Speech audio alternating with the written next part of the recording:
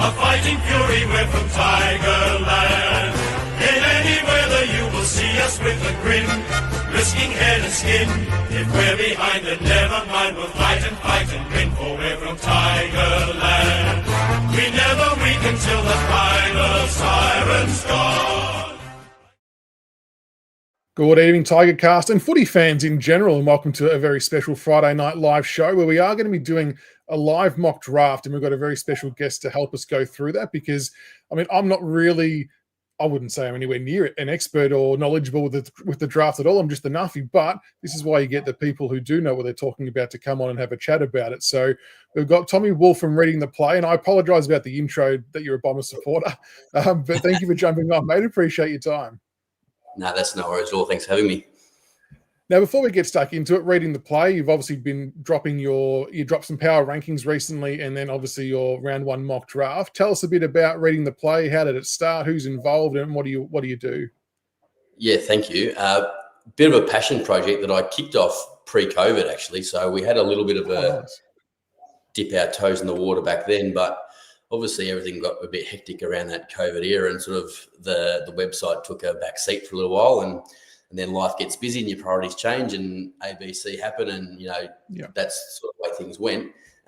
But I've just had an opportunity recently to sort of dip my toe back into writing and writing about footy, which is what I love and I'm passionate about. I've been following the draft a lot as a Bombers fan. We often don't have much to look forward to outside of the draft, so following. I share your pain. So following the juniors is something that I love to see and know kind of what kids are coming through, and it just seemed like a good opportunity to write about the draftees and the power rankings, and then lead into the trade period from there. So that's how we've sort of rebooted the website. We also release sort of a feature article once a week. Last week we dropped one around sort of the structure of the AFL and how it's sort of evolved over time. Next week we've got a piece on the Tasmanian list build coming out. So there's a bit going on at Reading the Play, which is good. And is it just yourself? Have you got a small team around you as well? No, so it's just me. I've got a couple of people I use to help with editing and things like that, but all the main stories and stuff comes from me. Obviously, I've got plenty of sources and plenty of people I talk to around the industry, not specifically the AFL industry, but people who know junior footy and people who've got opinions on the game, and I sort of get ideas and stimulus from them. But in terms of the actual writing, no, that's just me. Yeah, nice. And I guess when it comes to like the junior talent pathways, I think a lot of people don't realise how wide the talent scouting net is. Like, it's not always just the direct AFL club scout. There's people who work 2 or 3 levels underneath that report to them, area managers and state managers, and a whole raft of things. So it's such a broad area, isn't it? Absolutely. I know. I did a few years back as part of my work. I did the coaching and talent ID course that the AFL put out, and I remember listening to Simon Dalrymple, who was working with the Bulldogs, I think, at the time. And he was sort of saying that all your talent scouts, they start off as volunteers. They're all guys who just offer their time, and they start off like that. And then, the ones who are really good, they sort of work their way up from there. And that's sort of where the pro scouts come from. But that network that you're talking about, that wider net of talent scouts who are just volunteers out on the weekends, who love junior footy, love having an opinion on things and sort of sharing that information, that's sort of where it starts. Yeah, exactly. And I think people get caught up. People just always assume that the AFL guys, if you mention somebody who does recruiting's name, that they instantly must know who they are at AFL levels. Like, no, it doesn't work like that. Like, there's a bit of a hierarchy and so on and so forth. But now getting out to the local footy is pretty good fun, and you do see some quite talented youngsters. But we've obviously got the 2025 draft coming up, and the combine stuff's just started today as well, the 2K time trial. Is that now, I suppose, the big event of the combine, the 2K time trial? I mean, not a long time ago, it used to be the beep test, didn't it? Then it kind of got superseded along the way. Is that the real big benchmark now when you talk about modern day AFL, getting from contest to contest and things like that? That's where it's at, isn't it? Yeah, it's a really interesting one. Like, the game's become such a running sport and such a power running sport. So the 2K's got that really nice combo of high speed. They've got to push themselves flat out, but it's got that distance component too, that, like you say, the contest to contest. So it really is that sort of the big ticket item on day one. But you've still got things where, the guys love the jumping and the power, speed, sort of agility stuff as well. So, you are looking for that hybrid athlete that can do all of it. As I was saying before, it'd be nice if they televise some of this stuff so we can actually see what's going on. And they used to do the skills-based drills as well. I'm not sure if they still do a lot of those, but Yeah, I'm sure there's a lot of nervous and anxious kids out there who are doing their combine stuff, and all the best to them. Hopefully they shoot the lights out. But this we've already seen one bolter already, which I'm sure we'll talk about in detail shortly. But this is where other bolters can start to come to light, isn't it? When you see the combine numbers, if we look at the 2K time trial, for example, Jack Dalton, was it Jack Dalton? I think he came first, and he hasn't really featured in too many mocks in the first round that I've seen. And it's like when someone gets a result like that, it's like, will we start to see that name creep up? Yeah, he's a phenomenal runner, young Jack. He's just a real powerhouse work rate kind of player. Yeah, I know he's not quite first round at the moment, but I know that there's talk that a few clubs quite like him, and I'd expect him to get picked up in that first sort of 30, 35 picks. And I guess a lot of people sometimes question, why do people do mock drafts this early? I've done one. Plenty of people have done one. Right? It's a fun exercise first and foremost, and it's not a literal thing. It's people just having a bit of an educated guess and just playing around with some names and seeing where it lands. What's the method to your madness for doing a mock draft this time of year? Yeah, I know. It's one of those ones where people kind of jump on straight away and they're like, oh, it's too early. How can you do a mock draft? No one knows what picks they got. No one knows what trades have been made, what list spots they need to fill. And I get all of that. I do. But I just think it's a nice exercise. You know, you release your power rankings. You've got your idea about what so for me, it's my top 50. So I know where they sort of land. But then club needs are factored in, and that changes that order again. So when you start to think about, well, which club might think about this type of player or where they might fall, you know, someone like Xavier Lindsay, who's got elite attributes but doesn't have that fully rounded game, where does he actually fit in? And I love that side of the draft. I think that's fascinating. Yeah. The other side too, I think that's important, and the reason why we released ours before the trade period is we wanted sort of fans who read our work to go, oh, so we were kind of looking at that kind of player. Now we've gone through the trade period. We don't have that pick anymore. We've recruited someone who fills that role. How does that change? And are we better off or worse off than if we'd not done the deal in the first place? So I think it's a nice little reflective exercise too. Yeah, it's interesting because clubs do pivot, don't they, once they make a trade? We've seen quite a few compo picks come through today. But now it'll be interesting. And just before we start having a look at the first one that you've done, on average, how many mocks do you reckon you end up doing by the time you get to draft night? Oh, you can spend a lot of time doing it. Like we've done one now. Obviously, I've done the pre-trade period. I'll probably do one after the trade period once the picks have settled. But then you've got to think about, you know, someone like Cal Toomey, who's a brilliant reporter and has got a great reputation in the industry. He's obviously got a lot of inside sources. So his keeps getting updated as it gets closer and closer. And so he's got power rankings at the moment, and that'll spill into his fandom draft. And then he'll have I think he calls it his late mail fandom draft, you know, where he's got all his sources come in late. He's got more of an idea. I'm never going to have that kind of access. So mine's always going to be me looking at clubs, looking at what their lists look like, what I think they kind of need to fill it with, and then projecting which talent matches that in terms of the picks they've got. So it'll go through a few iterations before draft night, but I'll probably only release, I reckon, 3. I reckon there'll be one after the trade period. Yeah, one after the trade period, and then maybe a third edition in that sort of week before draft night. Yeah, okay, nice. I look forward to seeing what's involved in those ones as well. Now, before we get stuck into it, folks, this does contain bidded plays as well. So I know the ones that I usually do, I exclude that. I usually just go for the open draft because it's less of a headache for me to try and work out and understand. But I'll bring, and I have done it in segments, folks. So you're not going to see the full list straight away. It is broken down. So we'll bring up the first 5 picks, with West Coast kicking things off at pick number 1. Yeah, I think there's a bit of talk about young Willem Dersma. He's a super talent. He's got all the hype and X factor that you want from a pick 1. You know, someone like Dyson Sharp, who will feature, he's down there at number 5. He's such a solid citizen and such a great footballer, and he's probably the best performing player in this draft class. But I think when you look at Willem, he's got the overhead marking, he's got the speed out of stoppage, he's got the clean hands for his height. He's got the ability to play different lines. I just think West Coast will look at him as a guy that, if they develop him right, he could be that generational type for them. And I think he offers so much positionally that's why he's gone number 1 for me. I did actually get a message on Willem Dersma that he may have measured at 193 at the start of the combine. So that makes things even more interesting for him in terms of his versatility. And I don't know, he still might have some growing to go too. Yeah, absolutely. And I think his point of difference is that he's looking like he's probably going to be that midfielder who rests forward. I think, you know, you want to maximize his attributes. That's where he's going to be. But his overhead marking is just so good. And as he adds strength to that skinny frame he's got, he's going to be such a weapon around the ground. I think he's he's a pretty sure thing. Sure thing at 1. And you got a couple of bids coming up for 2 and 3. Yeah, they're just really good footballers, and I think West Coast, they'll lock away their kid number 1, make sure he gets all the adulation he deserves, and then they go bang bang. So we've got Gold Coast with Zeke Euland, younger brother of Bodie, and he's just a really good player. He's small, but he's tough. He's athletic. He's agile. He zips in and out of traffic. That left foot of his is a weapon. Long, but also damaging, changes angles. He's a really good little footballer. And then Dan Annable, well, he's ready to play now. He could have played AFL footy this year. His numbers at VFL level for Brisbane were fantastic when he got to go. He's contested. He's classy. They're on a winner there with their academy, those 2 clubs. Does it frustrate you before we get to the next pick that the Lions have just won their 2nd flag in a row? Gold Coast are in a semi-final and they're about to get Petrarca and God knows what else coming their way. And then they're about to clean up. I know we can't help it, and the academies are academies, but geez, they've gotten a fair bit of luck on their side with this.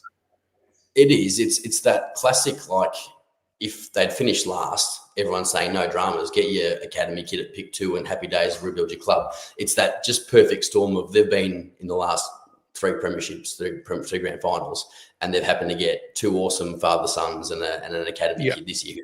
Like, that's just timing. And I know that it looks like how unfair. I do think working towards a higher price bidding system is good. So I think the talk is that there's going to be a removal of the discount. They're going to go towards, I think you can only match with 2 picks. I think that will really alleviate a lot of the problems. I think that'll mean that for Brisbane to take young Annable, they'd probably have to trade someone out. So they've got to lose something to have the pick points to get him in. And then it becomes a real decision for them. So I think as long as Which that makes tightens, sense. Yeah, absolutely. Because I guess the ultimate aim of the draft is for the team struggling to get access to the best players where possible. Obviously, there needs to be somewhat of a reward for the academy side of things. But is there, I don't think there is, but is there a world in which these bids somehow can't or don't get matched? Or do you think they're pretty clear cut, just go, yep, that's matched, thanks? So Gold Coast got a stack of picks. They've been very proactive, and they're sorted. They've got a stack of early. They've got 3 first rounders, I think, at the moment. They've got the ability to trade those for more picks in the back end. So I think Gold Coast are no worries. At the moment, if Annable were to be bid at, say, 2, Brisbane don't currently have the points for that. So there's talk that the Starcevic compensation is going to get traded. So that pick that they've got, West Coast, 19, that'll flick across, and that will give Brisbane points. So there's a bit of talk that that's kind of in the background, the little special herbs and spices from the AFL. That kind of pick will be what they need to get those points up. But lucky for them, they've got so few needs that they'll load up on Annable, and then they'll probably have a couple of real late picks where they throw a couple of flyers out there, maybe some academy boys who don't get bid on, or some kids in the draft they like who last to the back end. Geez, they're loving life. Pick 5 for the Tigers, our first one in the draft. Yeah, this kid, I just think he's such a professional. He's such a gun contested midfielder. I know people talk about lack of ceiling and maybe his athleticism and his kicking aren't, top elite. And you go, yeah, it's a pick 5, so you want elite traits. But I think he brings all these intangibles in terms of that South Australian team. They loved him, and he dragged that whole culture with him. And I think a side like Richmond, who are rebuilding heavily, a lot of young players, who's that next real dynamic leader? Well, it's Dyson Sharp. So I think you just go, pick 5, get him in. He's the captain when he's ready, and he drives that midfield. He's an absolute warrior. So we love Dyson Sharp. Why do you think he's so split in people's rankings? Like, he's been seen in top 5s as top 3, all the way down to 15. I've seen him, maybe not in the second round, but heading towards that area. There just seems to be a lot of division about Dyson Sharp. But for me, he was the best player in that carnival quite easily. And yeah, he did. He don't want to say carried them, because South Australia were a bloody good unit all rounds, but he was phenomenal. And I think he showed some good forward craft as well. He played back a little bit. His disposal was neat enough. Speed seemed fine. Like, it's not blistering, but it's not bad. No, absolutely. It's interesting how some people have got him outside the top 10. I find it staggering. I think it is this modern world where we view the foot skills elite, is the athleticism elite, then it can't be a top 10 pick. And I think sometimes we've got to look at these kids a bit more nuanced. I think with Dyson in particular, his craft around the stoppage and what he does to bring other players into the game, offsets his athletic or kicking limitations. So I think when you look at Dyson, you've got to look at his whole package. And I just think he's just the guy that you put in the middle of that midfield. You put your classy operators around him and you let them go to work and you dominate from the centre bounce. I must admit, I was probably on the side earlier on that I thought we had too many similar types to Dyson Sharp in our side. But the more I thought about it, the more I thought that was maybe more of a now view. But then if I thought about the Richmond of 3 to 4 years when a Taranto and Hopper might not be there, Prestia won't be there, then that blend of a Sharp, Lawler, Smiley, Houghton, that does start to look a lot nicer when you sort of look into the future. Yeah, I think that's setting you up for another three-peat, mate. Yeah, we'll take that. There you go, folks. We're setting ourselves up for a three-peat if we get Sharp. All right, we'll go to the next 5, and this will be the one that Tiger fans are wanting to see. I deliberately kept it hidden. Pick number 6, we've got the back-to-back picks. Thank you to North Melbourne. Who have you got us taking? I've got you taking young Sully Roby, the bolter of all bolters. Oh, geez, that'll please the masses. I just think it's an extraordinary jump from seemingly out of nowhere. It's interesting. I remember the first time I heard of him, I think it might have been Kaltumi. He'd mentioned that clubs were interested in this sort of third tall lead up half forward. And that was the week before he had the 40 and the 3. And obviously he'd had a little bit of on-ball exposure before that. But then he played on-ball and he had the big 40 disposals, 3-goal game. And everyone's like, whoa, where's this kid come from? And then he had 25 and 2 or something like that the next week. And all of a sudden his midfield, he was getting massive numbers and people started to watch him and me being one of them. And he's just got all the attributes of this powerhouse mid-forward that you want. And I just think he's probably the only one in the draft outside of Durza who has that combination of size, power, and I suppose that damaging nature to his game. He hits bodies hard. I remember that the final against Calder, and he just smashed a couple of kids and they just didn't want to get back up. And it's like, this is a 192 centimetre bull who builds up speed quickly and just hits that contest. And I think if you can get a player like that in, who can also rest forward and take a big pack mark, he's strong, he kicks goals, like he's just got all the attributes. I know he's got limited exposed form, but when you see the things that he can do, and with Richmond having 2 picks back-to-back, Sharp is a safe bet. You've locked in someone that you can secure yourself with. This is now a kid who maybe a little bit more risk, but bang, bang, that's a nice combo, I think. He looks super impressive. And for me, when I went to the prelim final, and it was just... He's also his awareness to running to the right spots and anticipation for the next kick as well from his teammates out of the back line. He probably wasn't as influential, and I didn't know at the time about the injury, which he's been carrying for a little while. But he was still – it was just interesting seeing that he played forward almost exclusively for that whole first half and was still getting the ball. But then when he goes into the middle in the third quarter, him and Ollie Greaves just put them to the sword in about 10 minutes. It was quite phenomenal. I think that's probably the one thing that's underrated or maybe hasn't been spoken about as much because everyone's excited about his midfield numbers when he goes in. But like you just mentioned, he still accumulates the ball at half forward. He's not one of these half forwards who they flash in and out and they might get 10, 12 touches like Archie Perkins at Essendon, for example. Bombers fans just want him to be able to accumulate more ball, whether it's work rate, whether it's craft, whether it's smarts. That's to be determined. But Roby, he just seems to still find the ball even when he's outside the centre square. And I think that's such a good trait for a young player. No, I agree. Pick Essendon, your mob. You've got 7 and 8. Who have you got? You guys taking? Yeah, so we've got Xavier Taylor as the first one. I just think for so long Essendon have needed aggressive, assertive, physical, competitive players. And last year we saw Rosa lean a little bit that way with guys like Angus Clark, and Cal Ryan's got a bit of a vicious streak. And I think these are the kind of players that maybe are starting to become an Essendon type. I think Xavier Taylor's got that nasty edge. I think he's certainly that kind of player. And with some doubt over, the physical fitness of some of the Bomber backline taller players, I think they probably need to add one there. So Xavier Taylor, for me, comes in there. Even though he's a bit of a hybrid, he can still play tall. So as that third tall operator, I think he's a good option. And then Sam Cumming, I think he's the if you think about Sully Roby's absolute peak that we've seen, that guy who can be dynamic forward and centre, I think Sam Cumming is the more consistent but slightly less X-factor version. He's got power, he's got speed, he's got aggression. He's a little bit smaller than Roby. I think he's 186, Sam Cumming, but he's got some good exposed form against seniors in the Sandful. He had a 20 disposal, 3-goal game and another game with over 20 disposals. And I think Essendon needs physical power and aggression, and I think he adds to that as well. If we don't take Roby, Cumming would be the other one that was high up on my list. I was just impressed with his second senior game, kicking 3 goals, 20-odd touches, just showing he can mix it with men. There's always, I think, a really positive sign when stepping into an AFL program. Absolutely. And for him, it's that willingness to crack in and hit the contest hard. Whether he was playing kids or against adults, he played the same way, and I think that's going to hold him in good stead. Pick 9, you've got Carlton with a bid, and then 10 with Gold Coast another bid.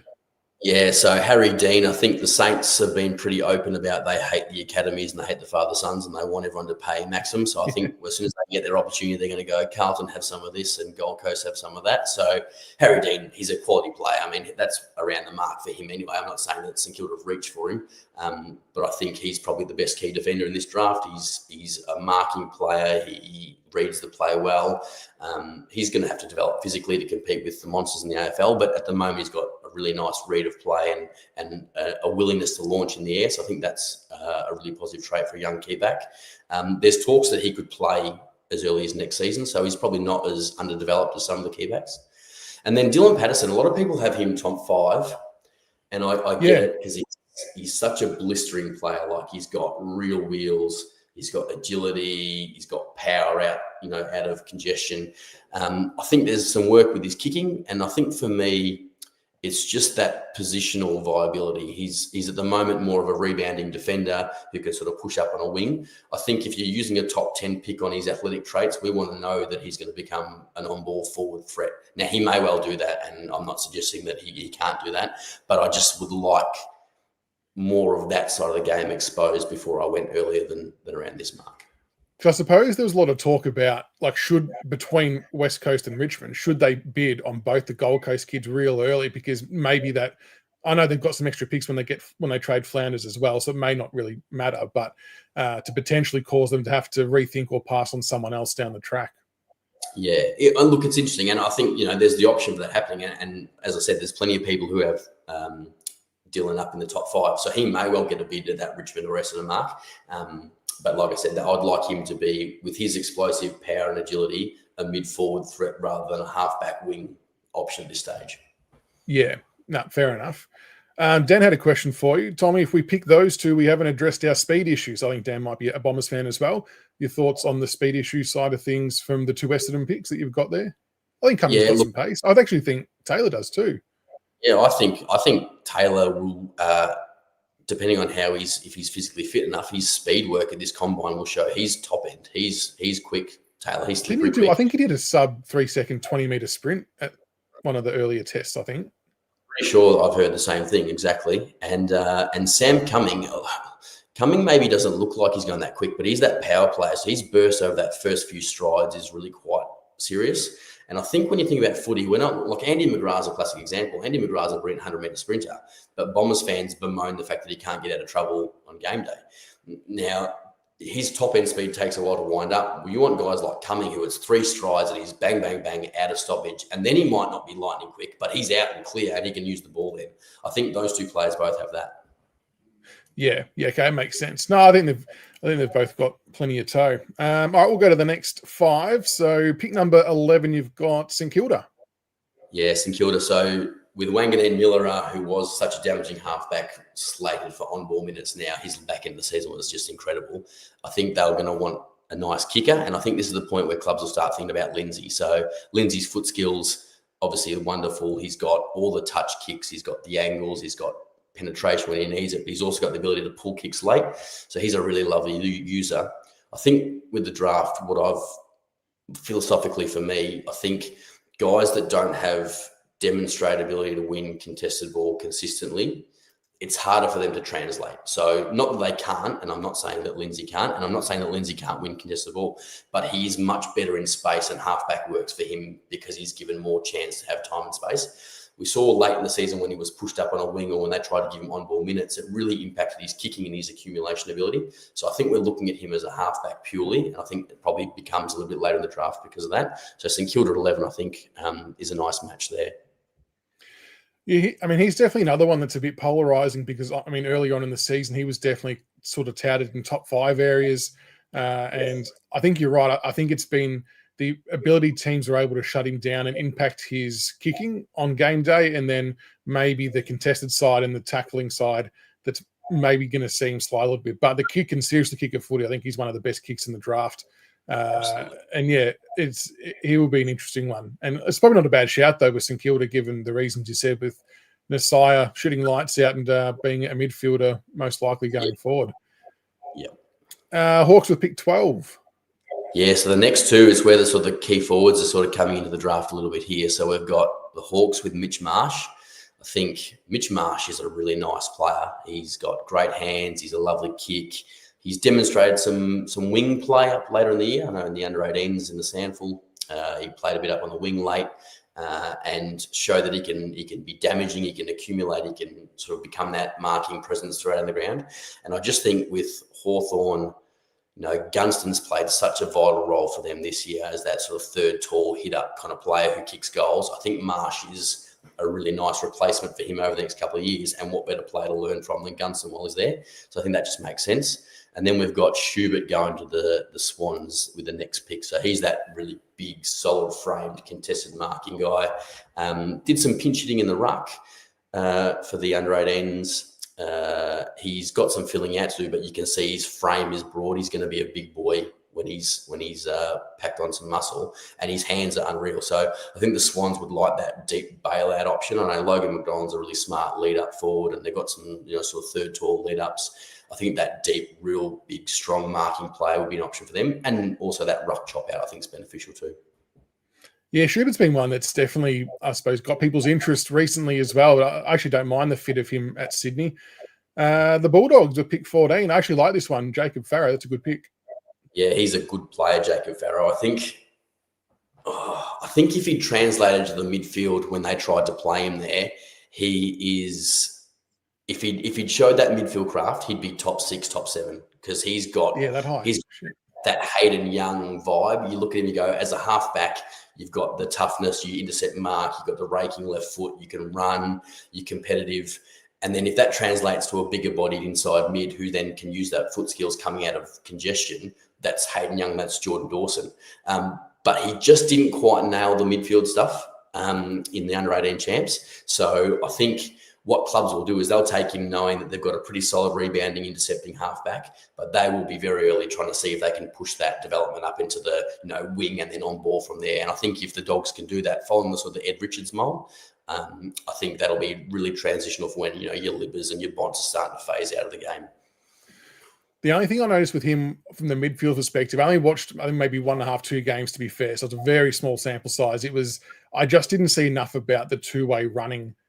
Yeah. Maybe he was just lost with knowing where to run and what to do. But when he had ball in hand and was doing the offensive stuff and sweeping through the back line, it looked really good. Everyone, naturally, if you're in Melbourne and whatnot, everyone's always like, oh, but he's a WA kid. I think clubs just have to back themselves to keep him. He can really play. I do often wonder if he was in the Vic program, would he be touted a lot higher? I sort of feel like he's not getting recognition maybe he deserves potentially. Yeah, I think you're right. I think there's not that there's necessarily a Vic bias in the AFL, but I think particularly the media coverage that we hear here in Melbourne is very Melbourne kid-centric. It's Vic Metro and then it's Vic Country and then it's the rest. I mean, I think there's a bit of recency bias. The South Australian side is full of Jets. That's a gun side full of gun kids. And no one's got them in those early reaches. Someone like a Blake with Sean Bennier, who we're going to talk about a bit later, he's way down the list for most people. He's a gun footballer, and they're full of them in South Australia. So I think you're right. There is a little bit of Vic bias in the way that we report on the under-18s. Harley Barker's the other one. I'm hoping we get some type of pick in the 20s or 30s for Tyler Young, and the second part is I hope that Harley Barker slips to that pick, which is probably less likely than likely. But he had an outstanding year as well. It's scary to think how good that team actually was, to be honest. And what was so good about their team is that it wasn't like they had the 3 best on balls and they just won out of the middle and dominated. They had guys who played roles across the ground. So these guys spread out. yeah, you got Harley Barker as a winger. He's getting drafted as a winger. Schubert's getting drafted as a key forward ruck. Mitch Marsh is getting drafted as a third tall. Dyson Sharp's getting drafted as leadership. Like, they've got players across the ground that are just fantastic. Pick 15, which is a name that the Tigers have been linked to. So it's interesting you got him here. Yeah, when he played those 2 VFL games with Richmond, he really did well and he got some really good feedback. I know the VFL coach for you guys was talking about him after the game and just how coachable and how willing he was to get involved in the way they wanted to play, and such a great kid. He is a ripper. He's a great runner, real top end speed. And I think his 2K today showed he's got some really good endurance base as well. So he's a really strong runner.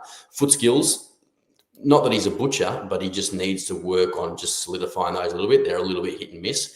And I think at his size, he's not going to be able to dominate contested ball. So his kicking's got to rise up to his athletic traits to match so that he can be used on the outside a bit more, I think.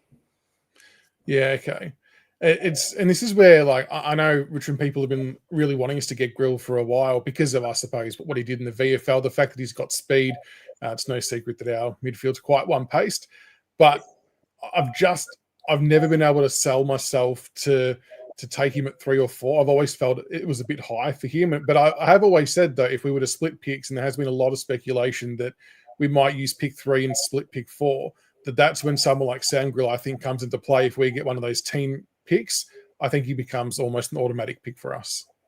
I think we will see, and there'll be a lot of probably media talk, that you will look to split pick 3. And I think you look for those 2 sort of middle-ish first-round picks, and then you'd really look at Grill and Barker. I think that'll be what you do. You'd flick 3 out, and then you might take Grill at, I don't know, somewhere around 10, 11, 12, and Barker at that 14, 15. I think you'd be looking to try and get something like that. Yeah, and I mean, there was talk about trying to also turn part of it into a future first as well. I'm sure there'll be many ways it can work out, but I think, a split pick is probably the only way I see us getting Sam Grill. But I think he'll end up being a really handy AFL play. But like you said, you want to see the kicking side of the game cleaned up. And it's funny you mention that, because that's probably the other second highest sore point for us as a club, is that we don't have a lot of guys who use the ball well. So we'd fix one need with the speed, but we'd still be lacking in the other area. And that's why I love Sam Lawler, because his kicking is beautiful to watch, and we need him to use it by foot a lot more. So we'll see where Sam Grill ends up. So for the remaining part of the first round, we've got pick 16, GWS, who have got Harley Barker. Yeah, I just think the Giants are a good squad already. They're going to be competitive again. They'll be able to take the risk on his delay with his playing, because they're going to recover his knee quite well, so they'll take their time with him and not expect him to play in the first half of the year. He's just like this full-chested wingman. You watch him run, and it's just chest towards where he's going. Get out of my way, because I'm powerful, I'm big, I'm strong, I kick long, I kick with penetration and power, I'm good overhead, I get back to help out. I think he is the prototype wingman that you want, and I think the Giants will be rapt that he's available for them at that point. I think, agree. If teams are in a position to be able to not have to worry about rushing him in and let the knee do its thing, he'll go. He's a super talented player. He's very, very good. The next pick we've got, pick 17 for the Crows. This guy, Javan Phillip, who really going to be interesting to see where he goes on draft night as well. He can go anywhere, this kid. Yeah, he's a fascinating one, and people are going to jump on this and say, "Oh, you just put the Adelaide kid to the Adelaide team." I think that's a nice little bonus, but I just think he's got so much X factor and offensive firepower, like his ability to run, to use both feet, to scoreboard impact, to mark overhead at his height. I think he's that really nice sort of half forward option that can potentially transition to an on-baller as he gets fitter and stronger and able to withstand AFL footy. So I think he's just a real high-end X-factor player, and Adelaide plays such an attacking game style that he's going to really get on the end of some good looks, I think. Yeah. And it's going to be actually really interesting to see how he tests as well, given his athletic background. He'll probably may not win a lot of them, but he'll be right up there for a lot of those rankings, I dare say, which might sway people to take a closer look. Pick 18 for the West Coast Eagles. Noah Hibbins-Hargraves is another one that I do like. I would love to pair him with Taj Houghton if we got half the chance. Oh, those two as half-forward flankers come midfielders, that'd be sensational. He's a good player. In the start of the year, I kind of was getting draft you Jack Billings vibes. Jack Billings, if you remember back to when he got drafted, was a really dangerous half forward. He kicked goals for fun. He was sticky hands. But when he got to the AFL, it was just that lack of speed meant he didn't have the same time and space, and it really impacted his ability to be as damaging at the next level. And I kind of felt a bit that way about Hibbins-Hargraves, but I saw a game late in the year when he was in the wet and it was really tough sort of going, and he played largely on ball. And I thought to myself, no, you've actually got a bit more get up and go. You're willing to crack in and have a go in there when it's not all your way. And that sort of made me think, no, I think there's a bit more to this kid than just that sort of special looking half forward who kicks match winning goals, because he's a nice man under pressure. I think he's got a bit more to him than that. So I think that a club will, I think there was some calf issues at the start of the year, so his pre-season was impacted. I think a club will really benefit from being able to work with him and get the best out of him. Makes you wonder if he didn't have the injury interruptions, if he could have, well, he still might creep up higher, but I suppose you do typically lose a few spots if you have missed a large chunk of games with injury. Yeah, absolutely. But I think I've got him here at West Coast at 18, but there's no reason why any of the 6 or 7 picks before that might just pull the trigger. Absolutely. Yep. Pick number 19, Geelong. So this is the player you mentioned before that I've not seen this name on any other board that I've looked at so far.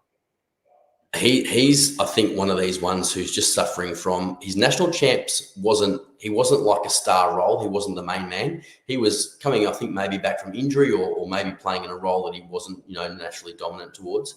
And so he took a bit of time to get going, but he's back into the national championships, and then his following form when he went back to the Sandful, under 18s and a bit of reserves footy as well, really showed that he's just a really solid all-round footballer. He can run, he can mark, he can kick, he can get into dangerous spots, he can play forward, he can play on ball.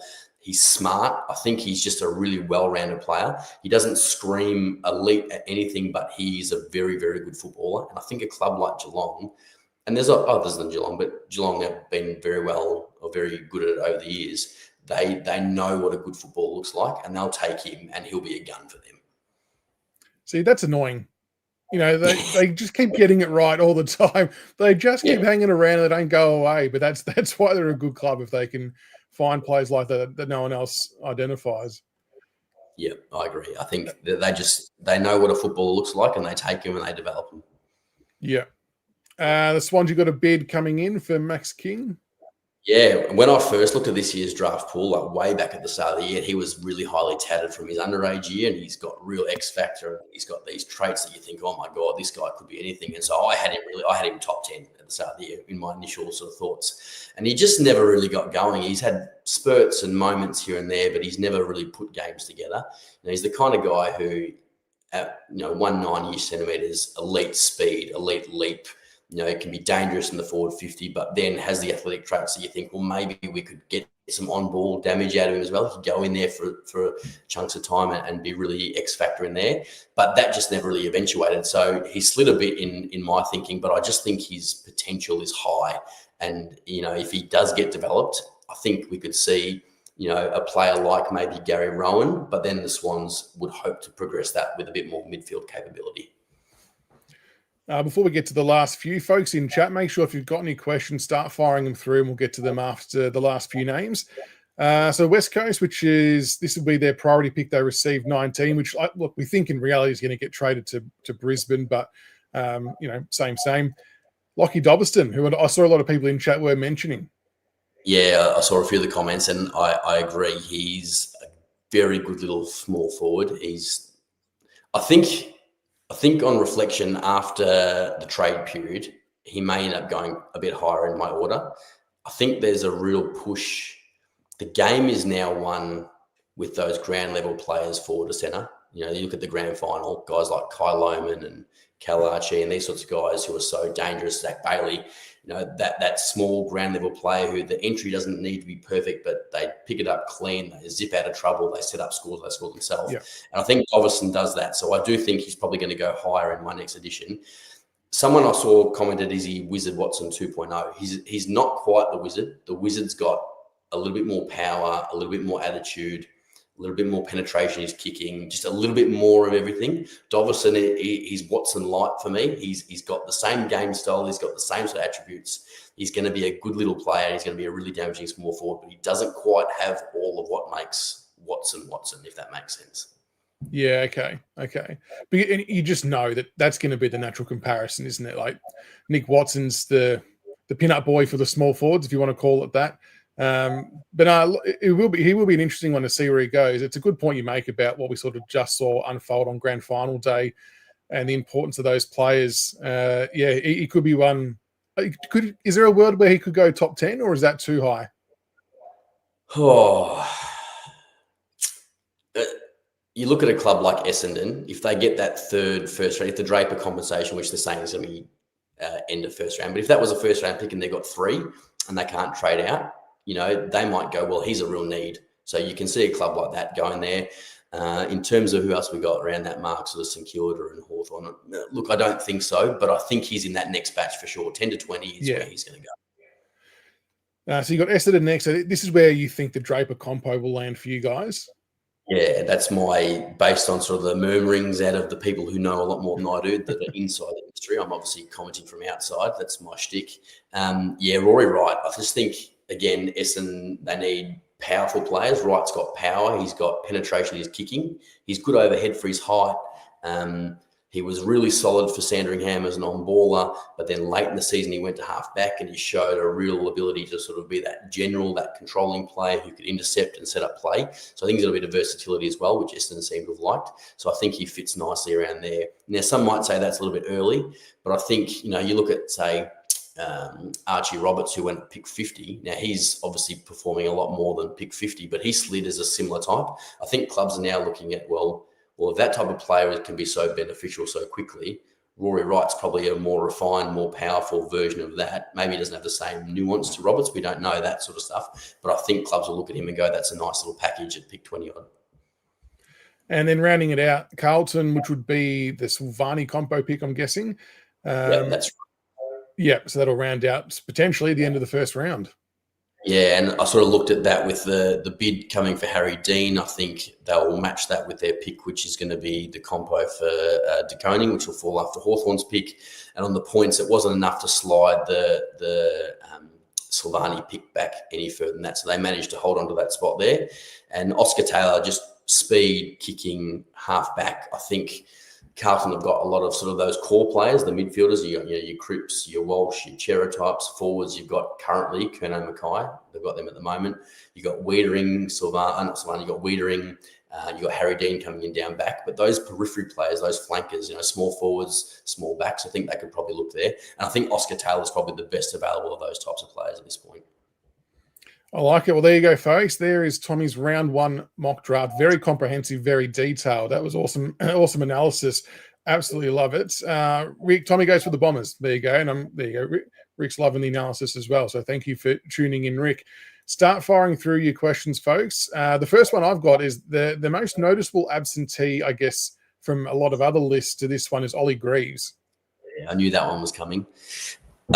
So if anyone's read my write-ups, you'll notice that there's a positive lean. I'm not in the business of shouting down 18-year-old kids. That's not what my thing is. I want to put forward what these kids can do. I might mention that there's areas to work on, absolutely, but I'm not going to harass 18-year-old kids whose dreams are about being drafted. That's not my thing. And not to say that my little small-time website's going to get that level of reach, but I just don't. That's not my personality to attack kids.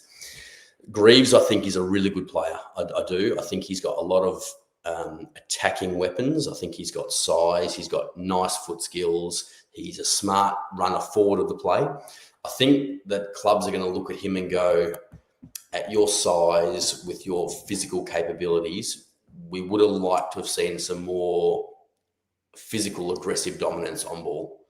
He's a lot bigger than these other kids, and he doesn't always assert himself physically. So I think that's a bit of a knock. The other one that I've heard, and I tend to agree with, is he's a very attacking player and he doesn't really look at the defensive side as much. Now, that's a learnable trait. Now, you get to an AFL environment, they're going to hold him to standards. He's going to improve that side of his game. And he may well end up being in the top 10 best players out of this draft. But the package that you're getting now at his size with his capability doesn't scream first round to me when I look at the other names around him. Now, he's just outside, so he's my next pick. He's going to West Coast with 24 for me. But yeah, I know he's noticeable, and I think that's because his late season performances were good. but you've got to watch him with the lens of how is that going to translate at AFL level, and I think there's things for him to work on. Do you see any similarities between his game and Josh Smiley, who we obviously took last year? I think Smiley was probably did dominate those games a bit more on a consistent basis potentially than what Ollie Greaves did, even though we haven't seen Smiley play yet at AFL level. But his junior years, he was, pretty powerful. They are similar players, and I know they both come through the same system at Eastern. I think Smiley's kicking is a little bit more refined. I think he's got a little bit more class by foot. I think Smiley also was probably as a taller, big body mid, probably wasn't rock hard fit when he got drafted. I think we look at him with a lot more upside. I think Greaves is pretty fit. He's trained pretty hard. He looks like athletically he's not going to be a massive improver. His speed is what it is now. He might get a little bit more. His agility is kind of what it is now. Whereas I think Smiley, we look at him and go, oh no, there's untapped stuff there that I think means that he is long-term projecting to be a better player. Yeah. And probably bad timing for Greaves. I think he was sick and wasn't able to do the 2K time trial, so I'm not sure how that will impact the rest of his combine for Greaves. Whether that plays a big part down the track, I'm not too sure. We'll fire some questions up from Samuel. Could Cumming play on the wing? No reason why he couldn't, I don't think. No, absolutely. I think he's good overhead. So, he's 186 centimetres, so it becomes that marking option between the arcs. He's a hard runner. He likes the physical side, so you're not going to have him completely on the outside. I think as a transition, we'd probably see him in his first year play a bit of half forward, a bit of wing, and maybe some spurts on ball as a taste. But he'd be looking to increase that inside game as he goes. From lunchtime, how are you, mate? Hope you're going well. Just not a smoky. Dylan Patterson has commented he's fine to go to other clubs if the Suns need to use picks. Interesting. I mean, that throws a curveball. Especially from our perspective. I'm not sure how you feel about the Bombers needing pace, Tommy, but we definitely need pace. But if the kicking side of it needs work, it's a bit of a risk versus reward. It is. Take a punt. Yeah, that's interesting to hear that he's happy to go elsewhere. I think most kids in their heart of hearts will just be happy to get drafted. Their dream for however long they've played footy has been to play AFL. So most of them will be happy to get picked up. I know the Academies throws and the Father Sons throws some spanners in that conversation. But yeah, I'm sure that if Gold Coast don't match and he ends up somewhere else, he's going to be happy. Do I think that changes where he goes for me? Look, he's been bid on by St Kilda before they've got Josh Lindsay. If Gold Coast let him go through and he goes to St Kilda at pick 10 instead of Gold Coast, I think that's about the mark, to be honest. I really do. I think Essendon have other needs. They need a bit more size, a bit more power. I know Patterson's got power, but the kicking and the smallness and the position maybe is an issue for me. But as I said, AFL clubs have got priorities that don't align with mine, so he may well go earlier than that. I'm talking purely from a supporter perspective, but I could see us bidding on him based on having blistering pace because we are desperate for it. So it will be, and we are known to make bids. But my only question mark is we obviously had to deal with them last year with Dan Rioli, and you just don't know what type of verbal handshake agreements go with those deals and the niceties about not bidding on future picks. Yeah, exactly. That's that inside the inner sanctum stuff that we are not privy to. Yeah. You mentioned Lindsay before. Could Lindsay's speed be an issue considering he's an outside player? Yeah, absolutely. I think that's part of the Lindsay package. We look at his kicking, and when he's at halfback, his accumulation, fantastic, wonderful traits. And that's why he was talked up as a top 5 pick for the early part of the season. But just as the year's gone on, that speed and the ability to shut him down, and when he's under pressure, his kicking hasn't quite had the same panache. I think that's seen him drop a little bit. So I think, absolutely, it's an issue. I think at halfback, he's a good read of the play. So he does tend to find himself in space and get himself into positions where he can be damaging. Now, can an AFL club have a system that enables him to do that and maybe renege on a little bit of his defensive work? That's the question for AFL clubs to answer.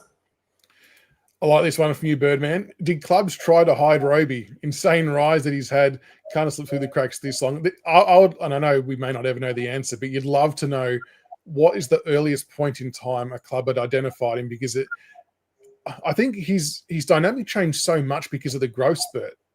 So clubs would have been looking at him as a different player at one point in time and then to a totally different player now.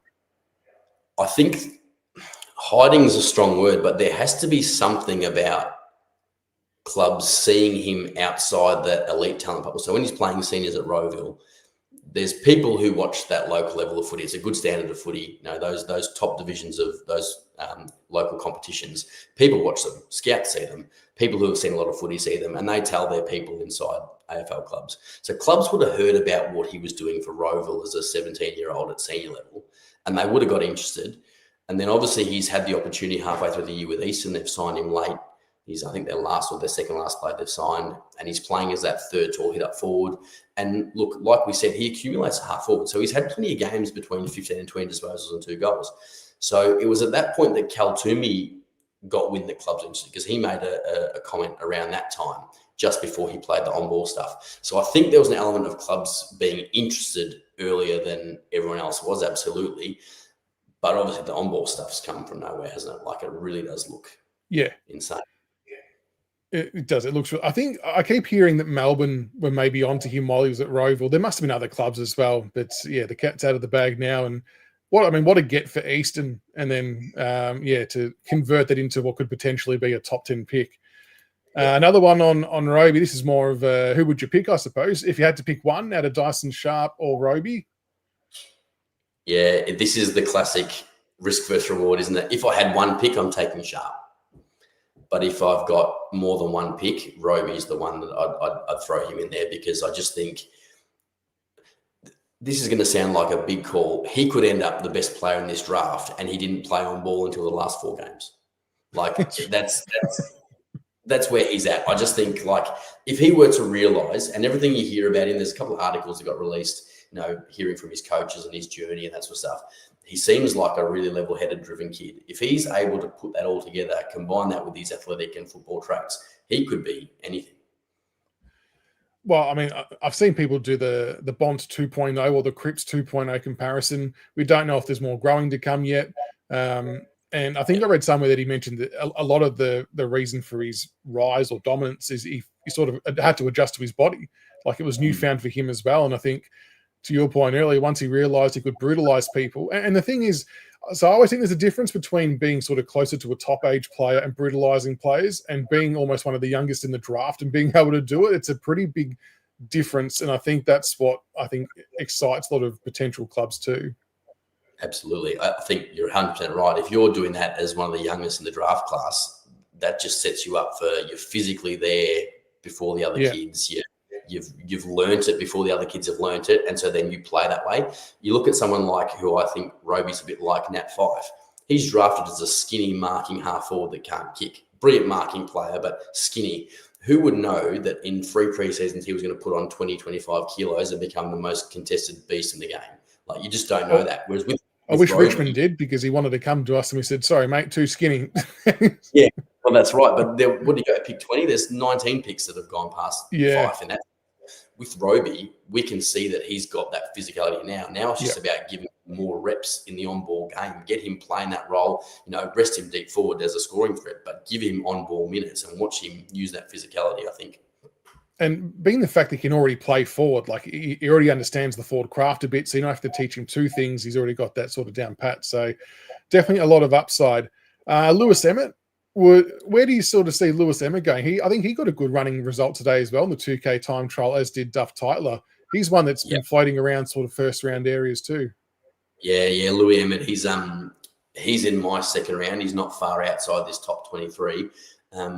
He's really highly touted at the start of the year. Was looked at as that sort of top 10 sort of mark. Very similar. I think him and Duff Tytler, they were viewed as very similar players. Emmett's obviously nowhere near as classy by foot. That's his really big limitation. He's not as good a set shot or a field kick, but as we saw today, he's a great runner. He's got great height. His marking ability is good. He's an aggressive, assertive player. So whilst we haven't seen him dominate games with 6, 7, 8 contested marks, he aggressively launches the ball. So we see him as someone who, when he gets more size, he's going to be able to impact a contest aerially. And I did hear recently, and I think it's a viable point, clubs are viewing him as potentially someone who could play key back as well as that mobile running intercept marking, Interesting. 200 centimetre key back. So I think he will get suitors. It's probably in that next sort of 5 picks for me at the moment. Yeah, okay. I hadn't really sort of considered him in the defensive side of things. Where was this one? So I suppose for context on the Xavier Taylor point for Richmond, obviously Tyler Young is about to leave. Nathan Broad retires next year. Nick Floston's got a couple of years left as well. I know we do have some other key defensive stocks, but I think Cal Toomey did float that we may have some interest there. I guess kind of connecting the dots with all of those factors involved. Can you see a world in which Richmond may look to take him with one of their first picks for that type of coverage? I mean, I suppose not too much higher where he sits right now.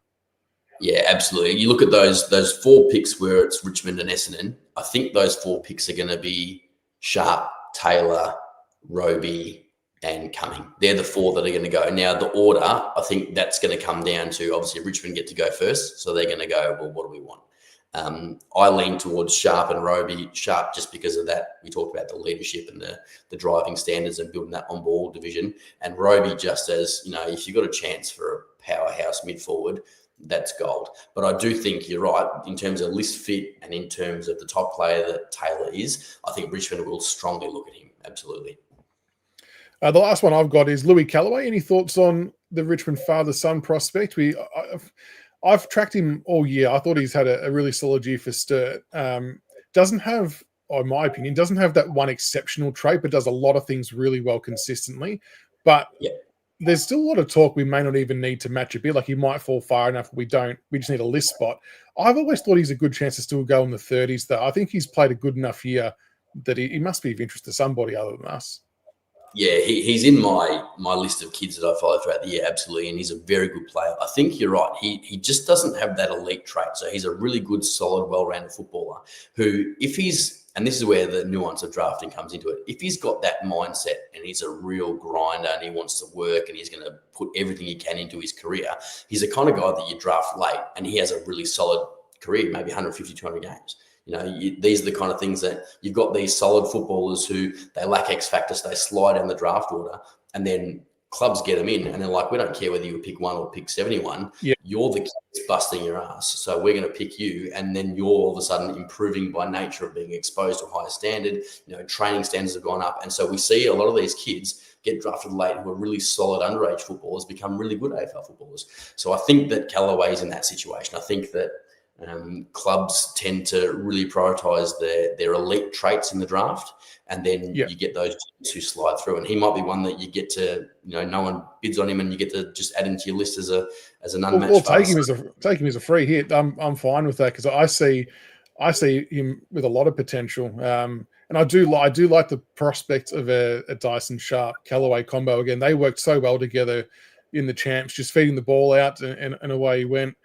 We'll take him for free.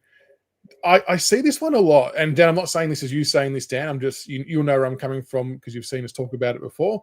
Dersma, I feel like a lot of, I suppose, fans put him to the back of their mind because they've seen how the brothers have turned out. The recruiters, I'm surely won't have any care factor in the world with that, or do they look at family trends? How much of a factor would it really play? Look, I think the recruiters do interview families. So we do look at, not we, not me. The recruiters are looking at, what kind of upbringing, what kind of values has the family got. I think they absolutely delve into that sort of stuff. In terms of the brothers, they're just such different footballers, the 3 of them. You got Xavier, who's that really hard, brave running wingman. Zane's that sort of classy, creative X-factor forward, third tall type, maybe can push up the ground later in his career as he builds a tank. And then you got the young fellow this year, Willem, he's that real hybrid player. He's got attributes to play anywhere. So there's such different footballers. You may look at how they handle adversity and whether there's commonality traits in terms of their how they grew up and what their life was like. But I don't think they'll view them as going to become the same type of player, no. No, I don't think so either. I think he's going to be a great player in his own right. Where was this other one? Bizarre take. Now, on Xavier Taylor, could he be a utility? When I thought about the prospect of even us drafting him, or even Essendon, I think I even did float the fact that he could play on a wing. Like he's got good mobility, great skill. Like, he doesn't mind taking off the dangerous passes as well. He could do it if teams had already their defensive spots filled. I reckon he could definitely play on a wing. Absolutely. I think he's got that athletic upside. So I know he's 191 centimeters, so he's too short to play genuine key back, but he can play on those third talls. He can play on the smaller players. Yeah. He's got speed, agility. What do I like about Taylor is he's that hate to lose a contest competitor, and I think that really lends itself towards halfback. Could he play on a wing? Absolutely. With his run, aerial presence, he's neat enough by foot, absolutely. But I think he will start as sort of a intercepting halfback, and as he gets bigger and stronger, if he's capable of taking bigger players, he might slide in towards that third key back. But if he stays that light frame rebounder, he'll play as that rebounding halfback, I think. It's going to be a pretty exciting draft. I mean, it felt like not long ago the draft was sort of talked about as being not very strong, and maybe in comparison to other years, maybe it's not. But I think what's become more evident as the weeks have gotten closer is that it's a lot more of an even draft, and there's still good plays to be had at those team picks. So there's still value there. And this is where I know a lot of people don't like the idea of splitting picks when you've got higher picks, but when there's not that generational talent in that top 5, I guess that's where teams can start contemplating taking that risk, isn't it? Absolutely. I think you've summed up this draft perfectly. Like, it kind of got shouted down as being a bad draft for a lot of the year. I think what we would all acknowledge is there's no out and out top 5 megastars. You know, there's not 5 guys you look at and go, these are generational players who are going to change the fortunes of our bottom of the ladder clubs. But what there is variety of positions, variety of skill sets, variety of athletic types, variety of sizes, and strong quality all the way through, very even, like you said. And I think what that means is, I think draft orders are going to vary because it's going to be what clubs want. They're going to have 5 players they might think are within the same sort of skill and ranking levels. They're going to then be able to go, well, he's the one that we don't have, so we're going to take him. And that might change the whole draft order and see other players slide down. So I think it's a really nice draft for clubs to kind of fill holes and really strengthen what they've got. Because I reckon typically draft years are very predictable. Clubs are predictable to each other, but I don't think that's the case this year. There's going to be a lot of guessing and waiting to see what happens. And I suppose for both of our clubs, West Coast hold the initial set of keys that will dictate what happens after that. And then we'll hold the set of keys, and then maybe Essendon try and trade up to get ahead of us. There's going to be so many mind games and things that happen on draft night. It's going to be, I can see a lot of extra time for picks being called this year, which will frustrate viewers to no end. Birdman wants to know, have you had any thoughts on any of our future players? So we've got Tanner Armstrong coming through next year, Jack Lees and Archie Daffy. Have you seen any of their work at all? Not Lees or Daffy, but I had a look at Armstrong in the 17s game the other day, and he looks good. And then obviously the news has come through that you're not going to lose access to father sons and academy kids for the next few years at least. So I think Armstrong looks like a good prospect. At this stage, it's so hard to predict like draft orders and give them tiers at this stage. And I need to really drill down the 17s a bit more, but he certainly looks draftable and he certainly looks talented. No, it does look good. All right. Well, thank you so much, Tommy, for jumping on tonight. Maybe we revisit this a bit closer to the date when there's maybe a new version of it out, when we know a bit more information after combines and trades and all that kind of stuff, because I've got no doubt it's going to change. And this is why I wanted to get different people on to share their mocks, because not one mock's going to look the same. Even as we could be a night out and they all won't look the same because of how even it is. So I appreciate your insights, extremely thorough. I know everyone in chat absolutely loved it. It was awesome. I'd be keen to get you back on and get your thoughts closer to the date if you're willing to. Absolutely. No, that'd be brilliant. I'd love to chat. Thanks for having me on. No drama. So make sure, folks, reading the play, get around his website. I'll drop the link in the description. Make sure you show him some love on Twitter as well, and you'll be able to see all of the updates of any power rankings and all the breaking news from all the, I suppose, the combine information, whatever else comes to hand. So, Tommy, thank you so much again for jumping on tonight, mate. Appreciate it. Hope you all enjoyed it, folks. And until the next one, go Tigers. Thank you.